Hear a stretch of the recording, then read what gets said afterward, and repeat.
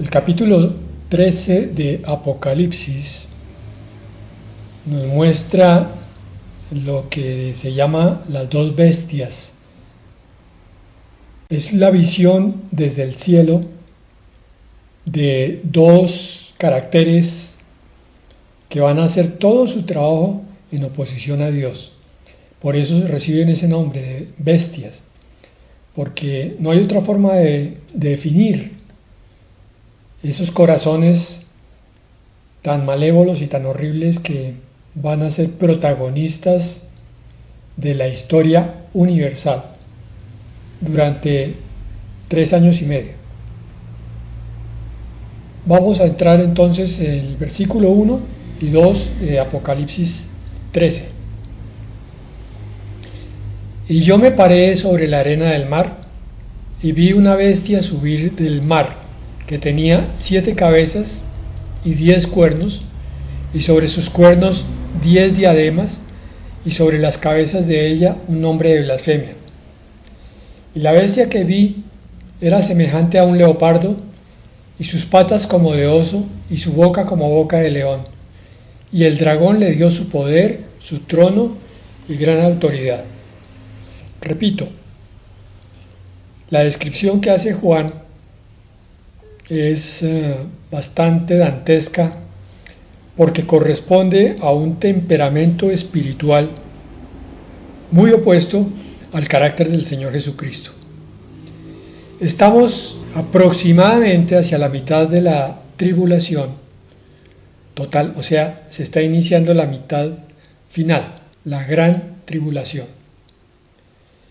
Repito, esta es la visión desde el punto de vista de Dios de lo que va a pasar. Por eso se llaman bestias. El anticristo inicialmente había salido a escena en el capítulo 6 de Apocalipsis. Ustedes recordarán el primer sello, cuando sale el jinete sobre el caballo blanco. Había salido como un mensajero de un falso mensaje de paz que duró esos primeros 3 años y medio, pero que por causa del engaño, él inmediatamente entonces traiciona ese pacto que había hecho y empieza a mostrarse aquí en la mitad de la tribulación con el verdadero carácter satánico que tiene. Lo que el mundo está viendo es aquella parte de la creación que nunca creyó el Evangelio, por un lado, o nunca lo obedeció, y otros han tenido que creer durante este duro tiempo. Repito para que quede suficientemente claro. Hay 3 clases de habitantes que van a ver a este anticristo salir a escena. Primero, los que nunca creyeron el Evangelio, por tanto nunca recibieron la más mínima de las palabras que se les predicaron.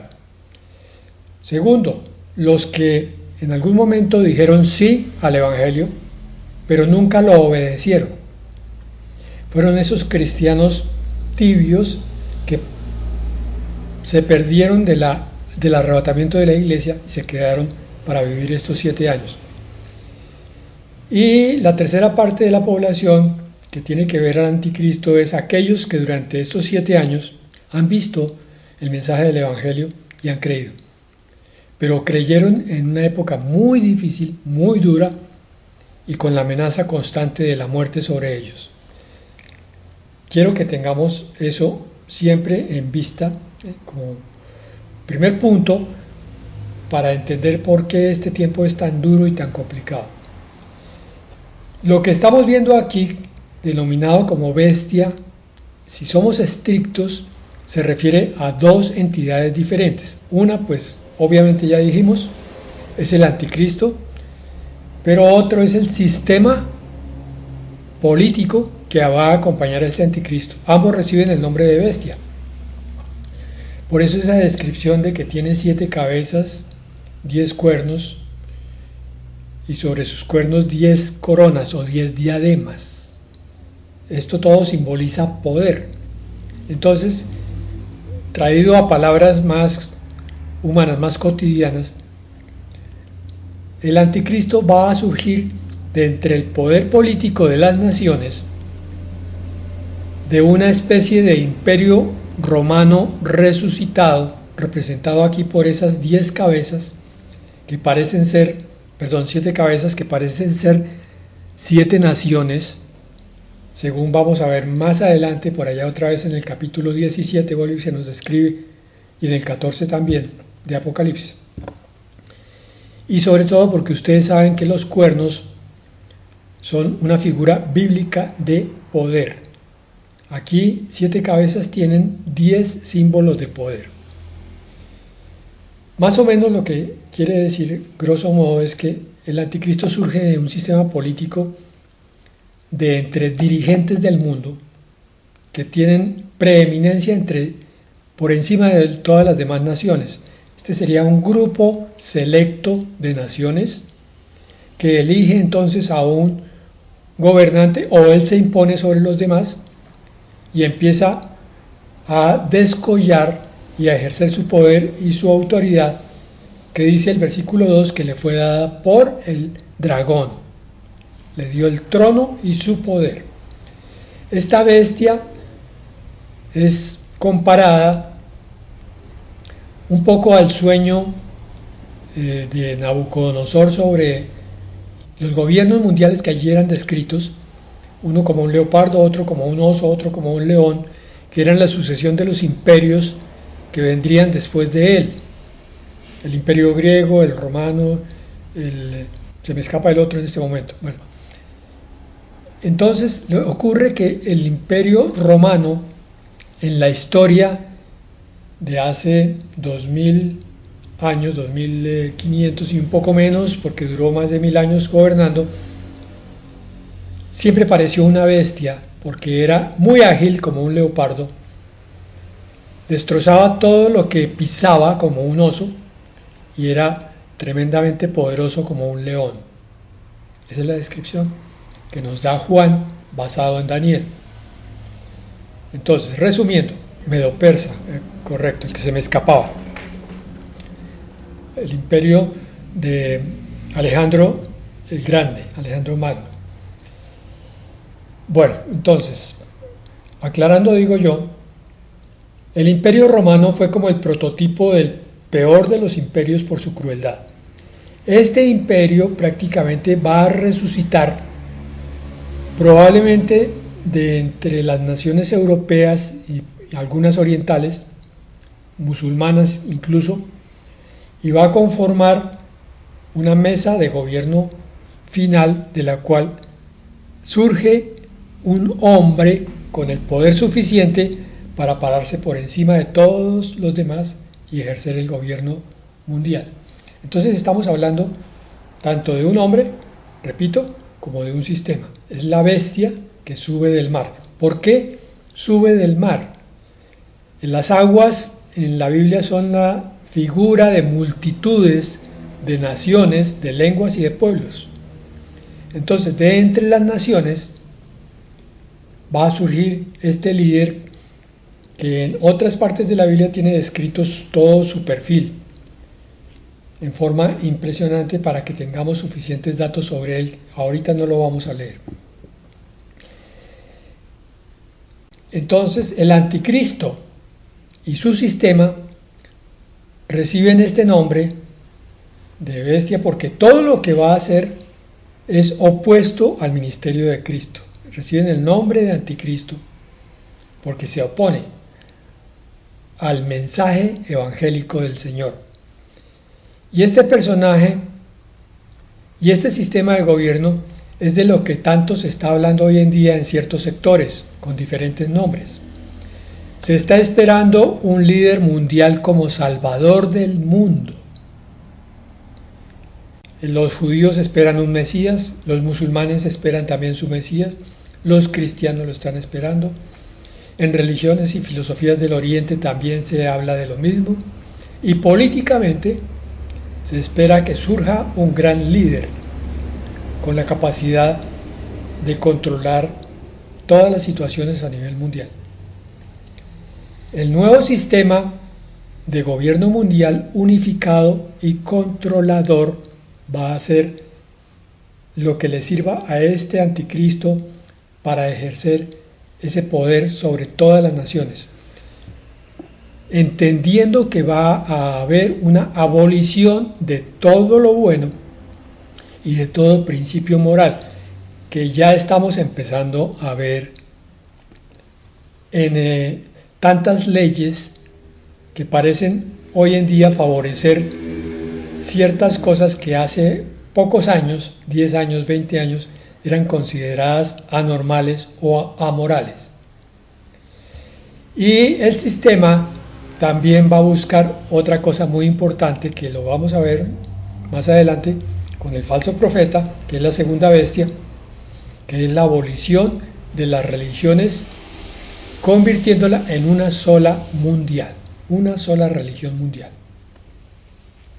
Por eso ya estamos empezando a ver ciertos perfiles autoritarios y dictatoriales en ciertos gobiernos del mundo, unos muy cerca de nosotros, otros más alejados, dictadores tiránicos y con aires de autosuficiencia y grandeza. Todo eso es adelanto de lo que va a tener el anticristo. Esta palabra de Apocalipsis es explicada más claramente en Daniel 7, del 19 al 27. Dice: entonces, hablando de Daniel, tuve deseo de saber la verdad acerca de la cuarta bestia, que era tan diferente de todas las otras, espantosa en gran manera, que tenía dientes de hierro y uñas de bronce, que devoraba y desmenuzaba, y las obras hollaba con sus pies. Asimismo, acerca de los 10 cuernos que tenía en su cabeza, y del otro que le había salido, delante del cual habían caído 3, por eso Apocalipsis habla de 7 únicamente. Y este mismo cuerno tenía ojos y boca que hablaba grandes cosas y parecía más grande que sus compañeros. En resumen, son 10 naciones que surgen al poder mundial, 3 de las cuales son derribadas de alguna manera, quedan 7, y de entre esas 7 surge un cuerno pequeño como símbolo del poder que va creciendo y cada vez es más grande que sus compañeros. Versículo 21. Y veía yo que este cuerno hacía guerra contra los santos y los vencía. Este es el anticristo. Hasta que vino el anciano de días y se dio el juicio a los santos del Altísimo, y llegó el tiempo y los santos recibieron el reino. Siempre tengamos en mente que esta descripción, que parece tan terrible, es el anticipo de una culminación victoriosa de parte del bien y del Dios de ese bien. Viene el Altísimo, derriba a este poder satánico que se ha levantado, acaba con toda la iniquidad, y entonces los santos reciben el reino, los que están arriba en el cielo y los que quedaron abajo en la tierra, sobrevivientes. Versículo 23. Confirmo, Daniel 7, 19 hasta el 27. Dijo así: la cuarta bestia será un cuarto reino en la tierra, el cual será diferente de todos los otros reinos, y a toda la tierra devorará, trillará y despedazará. Esta es una profecía de doble cumplimiento. Aquí se está refiriendo primariamente a la Roma histórica, al Imperio Romano histórico. Roma fue famosa por su crueldad, porque todo lo destruía y despedazaba, donde quiera que llegaba a conquistar. El segundo cumplimiento de esta profecía va a ser la coalición de 10 naciones que va a servir como lanzamiento del anticristo, un nuevo imperio romano resurgido. Versículo 24. Y los 10 cuernos significan que de aquel reino se levantarán 10 reyes, fue lo que ya dije, y tras ellos se levantará otro, el cual será diferente de los primeros, y a 3 reyes derribará, ya lo había dicho. 3 de los 10 caen y quedan 7. Y hablará palabras contra el Altísimo, se refiere al anticristo, y a los santos del Altísimo quebrantará y pensará en cambiar los tiempos y la ley, y serán entregados en su mano hasta tiempo y tiempos y medio tiempo. Ya sabemos que está definiendo 3 años y medio correspondiente a la gran tribulación como tiempo del gobierno visible del anticristo. Versículo 26. Otra vez viene el contraste, pero se sentará el juez y le quitarán su dominio para que sea destruido y arruinado hasta el fin, y que el reino y el dominio y la majestad de los reinos debajo de todo el cielo sea dado al pueblo de los santos del Altísimo, cuyo reino es reino eterno, y todos los dominios le servirán y obedecerán. Alguno preguntará, pero yo no entiendo por qué Dios permite que las cosas lleguen a tal punto donde se vea tanta maldad para que finalmente salga victorioso el bien. Y entonces la palabra nos responde a través de todas sus páginas que lo que siempre intenta el Señor y logra es evidenciar los corazones que le siguen, que dicen que le siguen y que lo rechazan. Porque hay muchos corazones que dicen sí y terminan diciendo no. Algunos dicen no y terminan en la mitad del camino volviéndose hacia el sí. Y otros nunca se definen ni caliente ni frío, se mantienen en la tibieza constante. Entonces, hermanos, este es un secreto espiritual que nos sirve para mantenernos en el diario vivir, en la lucha diaria por mantenernos con el Señor. Es que siempre tu Señor está mirando las motivaciones de tu corazón. Cuando viene una tribulación o un problema, se va a saber de qué está hecho el hombre. Muchos van a renegar cuando llega la dificultad, pero otros van a caer de rodillas y al final terminan dando gloria y gratitud al Dios que los sacó de esa tribulación, porque lo vieron en todo momento, aún en los momentos en que materialmente no veían nada. Por eso Mateo 24 dice, es necesario que todo esto acontezca, porque todos estos momentos difíciles están probando nuestros corazones. ¿Tú eres fiel? El tiempo lo demostrará, no las palabras. ¿Tú estás comprometido con Dios? Se verá al final. ¿Tú dices que amas a tu Dios? Los frutos que se den van a demostrar de qué clase de tierra eres. Entonces, este tiempo de tribulación está puesto y permitido precisamente para que el reino milenial y la eternidad, sobre todo la eternidad, queden conformadas finalmente por aquellos que dijeron sí, amén a Cristo y a su Padre. Y ya no más queremos apartarnos de Él. Hemos querido obedecerle y hemos querido amarlo. Entonces, hoy, tú tienes que poner tu mano en tu corazón y ver cómo estás sirviendo a Dios. Vas a descubrir, si eres completamente sincero, que hay cosas en ti que no debieran estar allí. Me toca a mí confesárselo a Dios todos los días. Señor, quítame esto. No me gusta, Señor. A ti te toca hacer lo mismo. Algunos no logran sintonizar con su verdadero corazón, con su verdadera motivación, y entonces tienen que ser llevados a momentos muy difíciles. Algunos de esos cristianos tibios de hoy, que van a pasar a la tribulación, finalmente van a decir, ahora sí me entrego. Y otros se van a apartar definitivamente. Apocalipsis 13:3 dice, vi una de sus cabezas como herida de muerte y la llaga de su muerte fue curada, y se maravilló toda la tierra en pos de la bestia, y adoraron al dragón que había dado la autoridad a la bestia, y adoraron a la bestia, diciendo: ¿quién es semejante a la bestia y quién podrá lidiar con ella?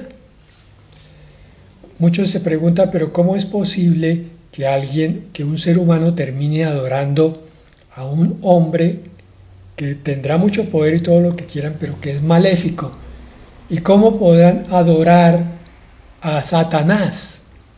Pues hermanos, la palabra lo dice. Y la palabra entonces nos muestra la clase de corazones que pueblan el planeta Tierra. Y algunos de estos corazones quizás son muy respetados hoy en día. Y se van a convertir en adoradores satánicos. Segunda de Tesalonicenses 2:19 dice, 2:9 al 12 dice: la llegada de este malvado, que es obra de Satanás, vendrá acompañada de gran poder y de señales y prodigios engañosos, y con toda falsedad e iniquidad para los que se pierden, por no haber querido recibir el amor de la verdad para ser salvados. Ahí está lo que decíamos. Incluso dentro de la iglesia cristiana hay muchos que dicen: sí, yo creo en el Señor Jesucristo, pero en realidad están solamente esperando señales y milagros. Y si no se les muestran, entonces se van para otra iglesia. Y si no, para otra. Por eso es tan engañoso el estar detrás de las señales. Y por eso el Señor a veces nos prueba no mostrando señales durante mucho tiempo. A ver qué vamos a hacer, si solamente somos capaces de creer en su palabra y esperar. Versículo 11 y 12. Por eso Dios les envía un poder engañoso para que crean a la mentira, a fin de que sean condenados todos los que, lejos de creer a la verdad, se deleitaron en la injusticia. Aquí nos habla de una iglesia que es probada por fuego para ver quién es quién. Como el mundo no quiso aceptar al Salvador de parte de Dios, entonces llega un supuesto Salvador, entre comillas, del mundo de parte del diablo. Este anticristo llega con el discurso de que él va a hacer todas las cosas que no han sido hechas hasta el momento y va a dar todas las soluciones. Y como tiene una mente brillante, va a dar señales de que eso aparentemente va a ser así y muchos le van a creer. Y como muchos están buscando solamente poder y fama y dinero, entonces se van a ir detrás de él con mucha facilidad. Lo que vemos aquí es el desarrollo de la Trinidad satánica, porque Satanás es un experto en copiar las cosas de Dios y en pervertirlas. Su copia es blasfema siempre de las cosas de Dios. La Trinidad satánica es el diablo tomando atribuciones como padre, la primera bestia, o sea el anticristo, como el hijo, y la segunda bestia o falso profeta como el Espíritu Santo. Y entonces la burla es completa. Apocalipsis 13:5. Le fue dada una boca que hablaba grandes cosas. Miren, grandes cosas, es grandilocuente. Eso lo vemos hoy entre los grandes líderes. Hablan y dejan maravilladas a la gente, y la gente les cree.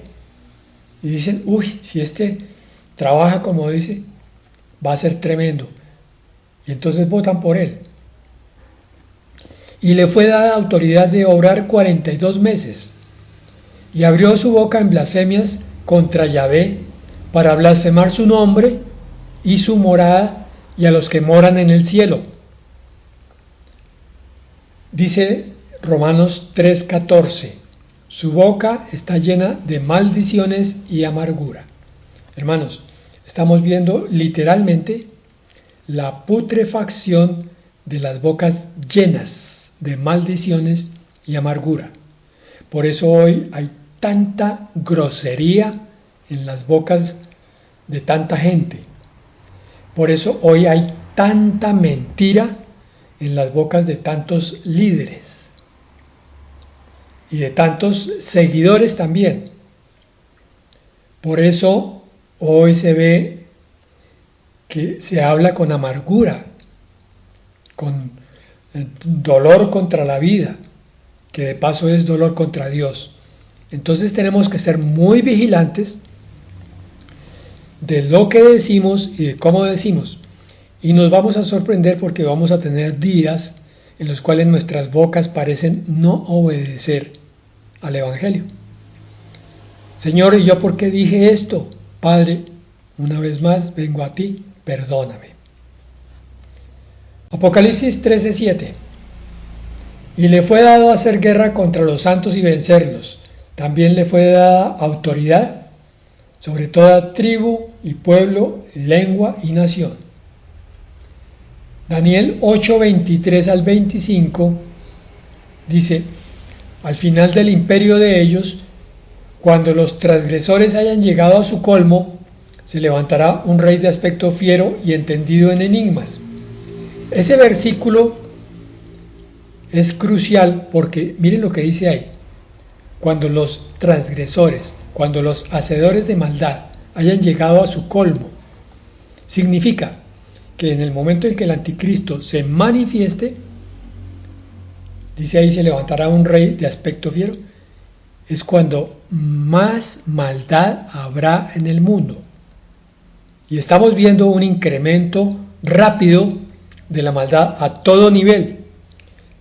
Los homicidios han aumentado impresionantemente, la violencia, las violaciones, los delitos contra las mujeres, contra los niños. En menos de 5 años esto se ha vuelto un infierno. ¿Qué tal que el anticristo todavía tenga que esperar otros 5 años? ¿Se imaginan ustedes cómo va a llenarse de maldad este mundo? Si ya no es soportable prácticamente, ¿qué será después?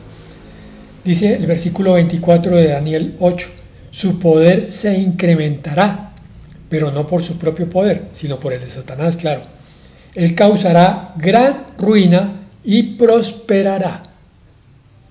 Actuará arbitrariamente y destruirá a los fuertes y al pueblo de los santos. Con su sagacidad hará prosperar en sus manos el engaño y su corazón se engrandecerá, obviamente en soberbia. Por sorpresa destruirá a muchos. Será traicionero a morir. Contra el príncipe de los príncipes, el Salvador, se levantará, pero será quebrantado, aunque no por mano humana. Hay una que otra definición, palabra, nos muestra el carácter tan malévolo que va a desplegar este anticristo. Por consiguiente, también el mundo se está llenando de personas con un carácter también malévolo, cumpliendo la profecía de la segunda de Timoteo 3:1. Debes saber, Timoteo, que en los últimos tiempos será muy difícil ser creyente, dice en algunas versiones, porque habrá hombres amadores de sí mismos, blasfemos, impíos, desobedientes a los padres, y empieza una larga lista de características. Entre más pasa el tiempo, más maldad veremos. Pero entonces la exhortación es a que entre más pasa el tiempo, también más santidad haya en el pueblo de Dios, para estar listos para cuando el Señor venga. Apocalipsis 13:8. Y todos los que moran en la tierra le rindieron homenaje, cuyos nombres no están escritos desde el principio del mundo en el libro de la vida del Cordero inmolado. Daniel 12:1 dice: cuando llegue el momento se levantará Miguel, el gran príncipe, el arcángel, que está de parte de los hijos de tu pueblo, de Israel. Serán momentos angustiosos como jamás los hubo desde que la humanidad existe. Nos está describiendo la agonía, el dolor, la ansiedad, la angustia, la tribulación que va a haber en esos 7 años, pero especialmente en los últimos 3 y medio. Pero llegado el momento tu pueblo será liberado, lo mismo que todos los que estén registrados en el libro. Bueno, ¿Cómo usamos esta palabra hoy? Recordándonos que los verdaderos hijos de Dios, los verdaderos salvados por el Señor Jesucristo, aquellos que hicieron un compromiso y están siendo transformados por el Espíritu Santo, están siendo santificados, cada día están un peldaño más arriba. Esos están escritos en el libro de vida del Cordero. Que un cristiano que no crece, que no es transformado, tendría uno que preguntarse, ¿es verdaderamente salvo o no? Porque uno de los frutos o el principal fruto del haber nacido de nuevo es el crecer en santidad, el ser transformado todos los días. Si alguno aquí o en otra parte ha estado estancado en su crecimiento espiritual, es hora de que se defina como verdadero hijo de Dios y tome entonces el camino a través de la decisión de abrir su corazón para que el Espíritu Santo quite sus pecados y lo llene de santidad. Apocalipsis 13, 9 y 10 dice, si alguno tiene oídos, oiga. Si alguno está oyendo con el corazón dispuesto, oiga y por tanto actúe. Y 10, el que para cautividad va en cautividad, el que para morir a espada será muerto. Aquí está la paciencia y la fe de los santos. Lo que está diciéndonos es que todos, justos e impíos, trabajan, aún sin saberlo, por una cosecha futura. Los impíos están cosechando para muerte. Los creyentes deben estar, sembrando para vida. Cada día, cada instante, hermano. Es importante. Isaías 33:1 dice, ay de ti que saqueas, aunque nunca fuiste saqueado. Ay de ti que eres desleal, aunque nadie fue desleal contigo. Cuando acabes de saquear, el saqueado serás tú. Cuando acabes de ser desleal, tú serás víctima de la deslealtad. Esta palabra dice que el que obra mal, termina mal. Pero el que siembra para vida eterna, de la vida eterna cosechará. Y por último, Santiago 5:7. Por tanto, hermanos, tened paciencia hasta la venida del Señor. Amén y amén, ¿cierto? Mirad cómo el labrador espera el precioso fruto de la tierra, aguardando con paciencia hasta que reciba la lluvia temprana y la tardía. Es que eso es tan duro, trabajar para la santidad, porque uno muchas veces no ve nada, ¿de acuerdo, hermano? No ve nada instantáneamente, porque estás sembrando como un sembrador. Siembras una semilla y hay que esperar un tiempo para ver la plantica y después el fruto. Continúa Santiago 5:8. Tened también vosotros paciencia y afirmad vuestros corazones, porque la venida del Señor se acerca. Hermanos, no os quejéis unos contra otros, para que no seáis condenados. He aquí, el juez está delante de la puerta. Bueno, entonces, la misma palabra nos dice que estamos a portas, estamos vecinos a que el Señor venga a recoger su cosecha, y que nosotros estamos entonces mirando cada minuto, cada hora y cada día para que estemos listos para esa venida. Amén y amén.